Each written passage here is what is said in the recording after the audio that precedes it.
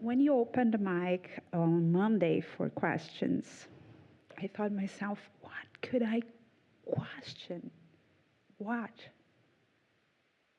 And yesterday, coming for the Q&A, I thought to myself, it could be just sit down in silence and meditation.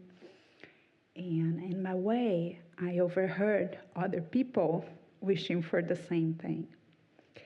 My question is, it seems that for some of the characters here, this clarification of the mind, it's the path. And for other people, it's a more heart-centered path.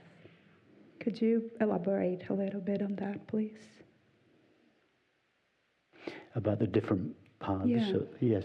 You're right, Daniela. There are all sorts of different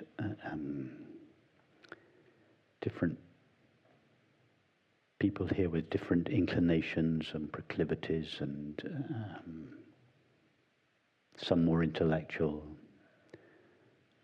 some more heartfelt, some more devotional, some more rational, and the teaching, some more that go more through perception, the artists amongst us.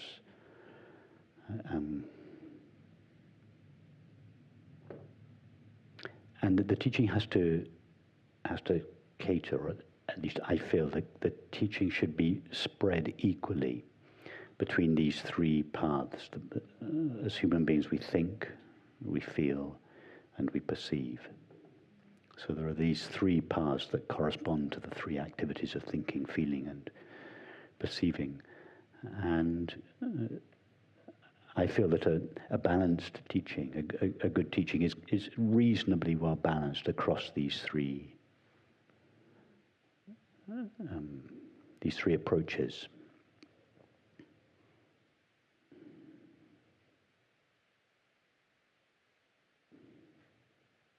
So as you say, some people have a lot of questions.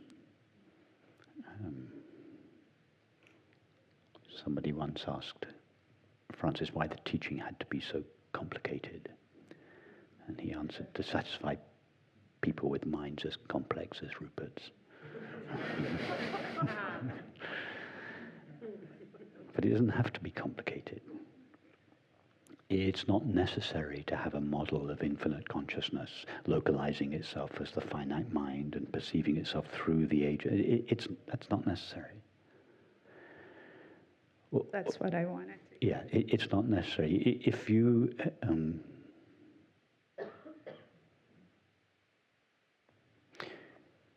for another person, the teaching could consist of a single sentence, and that single sentence would be all you need to hear. Peace and happiness are the nature of our being, and we share our being with everyone and everything. That's all you really need to know. Everything. Just give me a sentence. Right?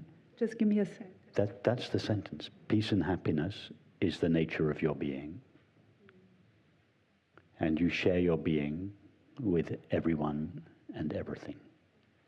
That's all you need to know. Everything else I say is a commentary on that sentence.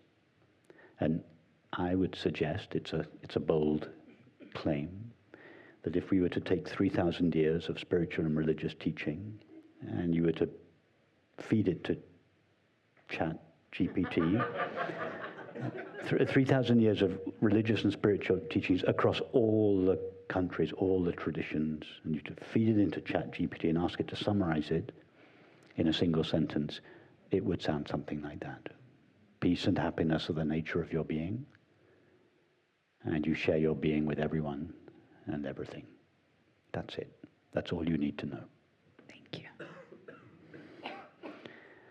And so if you're one of those people, and I think you are, that just want just the pure, clean, simple, undiluted truth in a single sentence, and then just an easy pathway back to your being, then during all the other conversations, you just, it's like you turn the volume down, You don't listen to it all. I do that. You do that, perfect.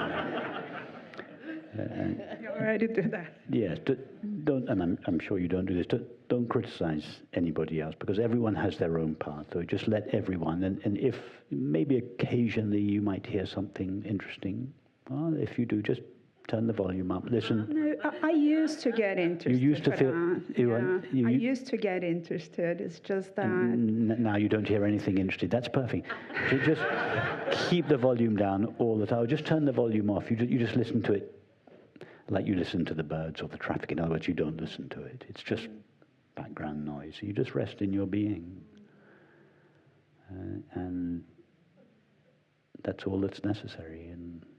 And then you just love all the different ways that people have, and respect all the different ways that people have coming to this understanding, however intellectual, however heartfelt, however clear or unclear or brief or lengthy. Just enjoy it all just love it all, enjoy it all without any judgment, as I'm sure you do.